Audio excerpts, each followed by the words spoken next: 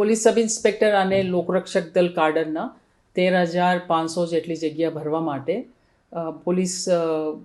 Recruitment board તરફથી ભરતીનું પ્રક્રિયા જાન્યુઆરીથી શરૂ કરવામાં આવેલા છે. 10 લાખ કરતાં વધારે ઉમેદવારોએ આ LRD અને PSI કક્ષાનું વેકેન્સી માટેનું ઉમેદવારો રજીસ્ટર કરેલા છે અને રાજ્યના 15 જેટલી જગ્યાએ એ અલગ અલગ જુદી જુદી જગ્યાએ લોકોની ભરતીની પ્રક્રિયા અત્યારે ચાલુ છે. ભરતી દરમિયાન પોલીસ ફિઝિકલ એન્ડ્યોરન્સ ટેસ્ટ અને ફિઝિકલ સ્ટેન્ડર્ડ ટેસ્ટ એટલે બંને કામગીરી કરવામાં આવી રહેલા છે અને એ દરમિયાન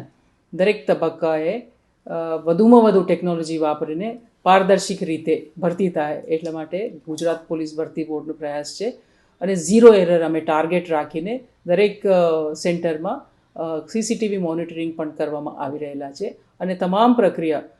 ગુજરાત પોલીસ ભરતી બોર્ડનો કંટ્રોલ રૂમમાં લાઈવ મોનિટરિંગ પણ કરવામાં આવી રહેલા છે.